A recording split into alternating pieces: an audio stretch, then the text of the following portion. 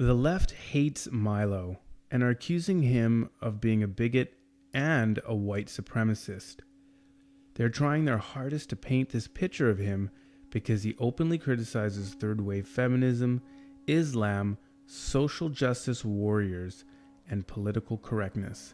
He was permanently banned from Twitter in July 2016 for what the company cited as inciting or engaging in the targeted abuse or harassment of others.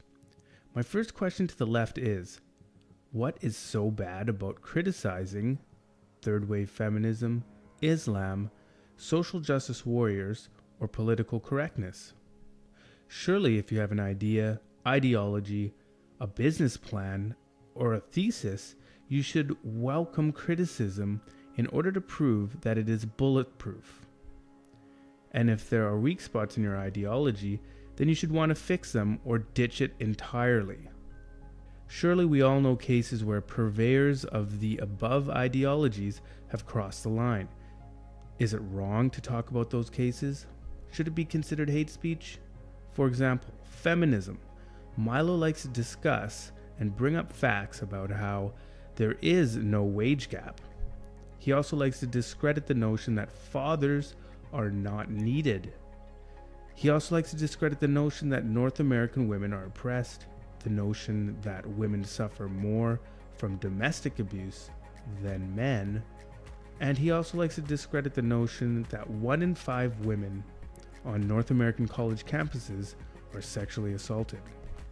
What is so wrong about wanting to talk about these things? It's not hate speech, it's just speech. In regards to Islam, is it wrong for someone to show their dislike for certain aspects of Islam?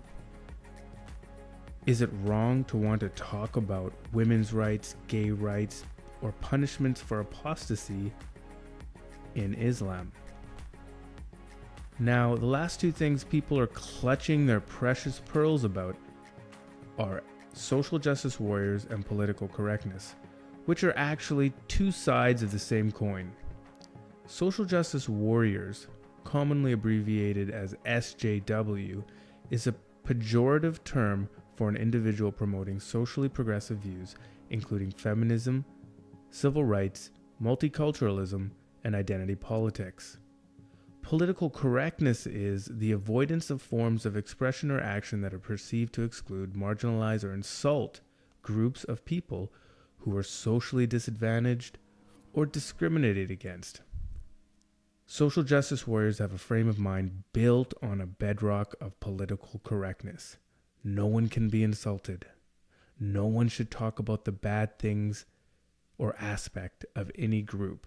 Don't poke fun at anyone or say anything offensive. It is literally a totalitarianism of the mind, mouth, and passion. The left is quick to throw at him the ad hominem of white supremacist. But why are they calling him this? I mean, he is a gay Jewish dude who dates black men. People call him a white supremacist, not because of anything he has said, but because of other white nationalists who share certain views with him. Now, this is not a very strong argument. Listening to the same music as Hitler did does not make you a Nazi. Agreeing with white ethno-nationalists that there are problems within Islam does not make him an ethno-nationalist or a white supremacist.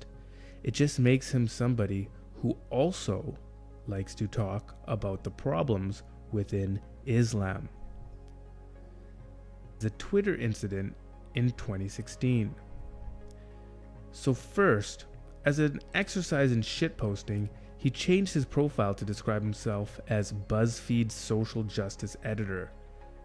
Twitter took his verification badge away for this. Then, for his criticism of Islam after the 2016 Orlando nightclub shooting, a terrorist attack on a gay nightclub, his Twitter account was briefly suspended. Then finally, he commented on the new Ghostbusters movie. Milo published a scathing review of the new female-led Ghostbusters as a movie to help lonely middle-aged women feel better about being left on the shelf. He also described the cast as fat and ugly, and at least there is a hot black guy in the movie. Other people on Twitter hurled insults at her, and some of these insults were racist. Twitter considered Milo's tweets as encouraging the abuse directed at Jones. Milo was then permanently banned by Twitter. Now, to me, nothing Milo said was racist. He basically called her non-feminine and called her ugly. The truth is that he is a massive threat to the bedrock that the regressive left is built upon.